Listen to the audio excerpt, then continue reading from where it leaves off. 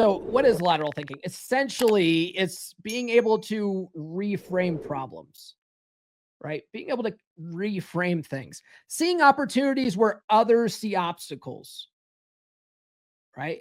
And that's just reframing in general. So some practical exercises that Thor recommends is ask yourself 5 ways to solve a problem.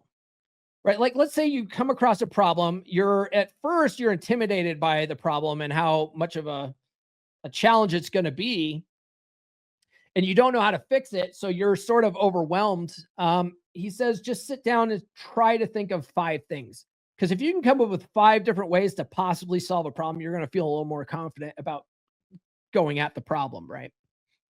Another thing that he recommends is look at yourself like an enemy would see you, right? Look at yourself as an enemy might see you. That way you can see if you can find any weaknesses. And if you find any weaknesses, whatever the weakness is, and I'm not talking about like necessarily like physical weaknesses like in a fight or something like that. I'm talking about anywhere.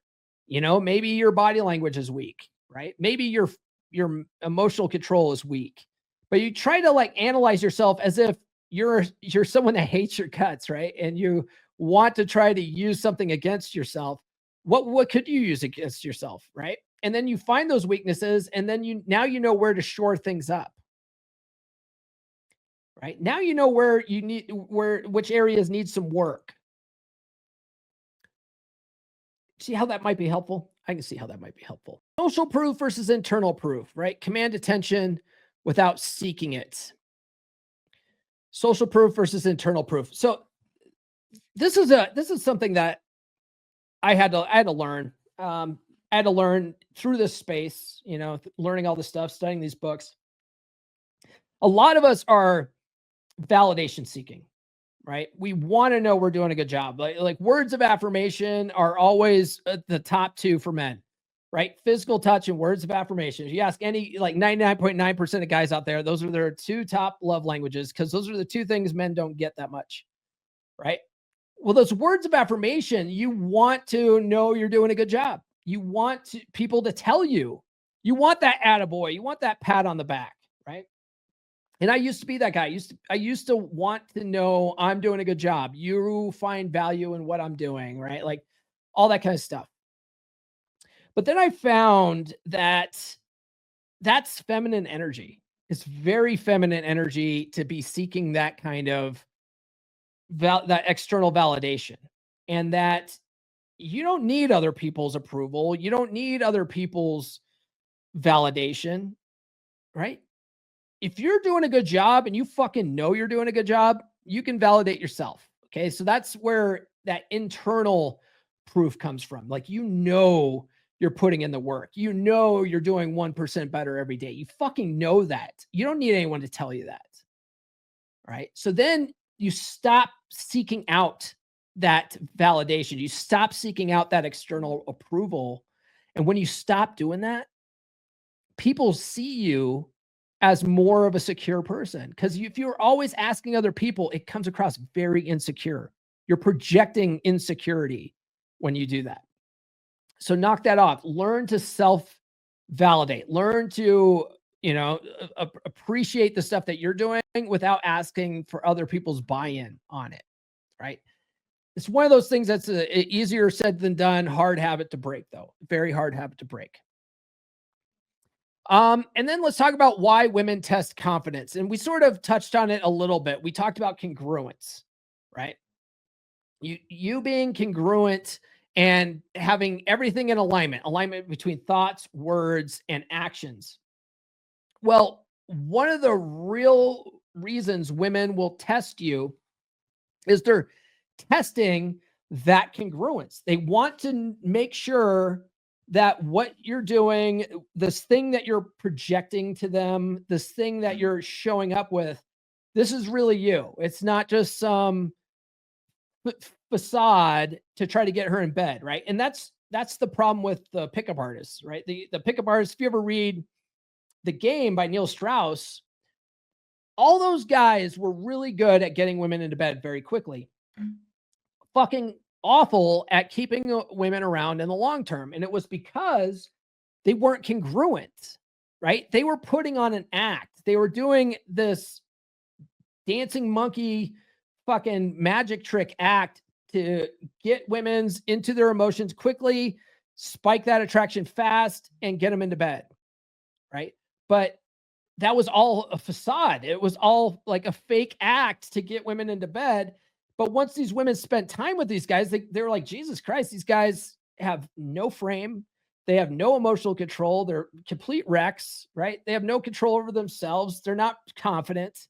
They don't really believe in who they are, who they say they are, right? So women will test you. Women will test that because this is a very common sexual strategy men do. We put on this facade. We try to get a girl to like us. And then, 6 months to a year later, we start acting like our real selves. And women are like, oh, who the fuck is this, right? But if you were this guy from day one and you're like this at day 360, like you're that fucking guy, and she's going to test that to make sure it's true. And if you pass the test, it wasn't a test at all. You're just acting the way she thought you were supposed to act. She doesn't even know she's doing it half the time. It's all subconscious. But women it's been biologically programmed into them to test you for this very reason. Women have to be more selective with who they mate with because there's more of a biological consequence like if she gets pregnant than there is for you, right? So she's got to be more discerning about who she's going to sleep with. So she's going to test you to see if this is the real you or not, right? And as long as you are congruent, if you are in alignment, like I talk about, she's going to believe it. You're going to be fine. Wasn't even a test at all. All right. I hope I'm making sense and not just rambling on here. I am like really just to my inner voice is like, you're just rambling on. Paul, you don't sound very confident right now. Man, I am tired. I don't care.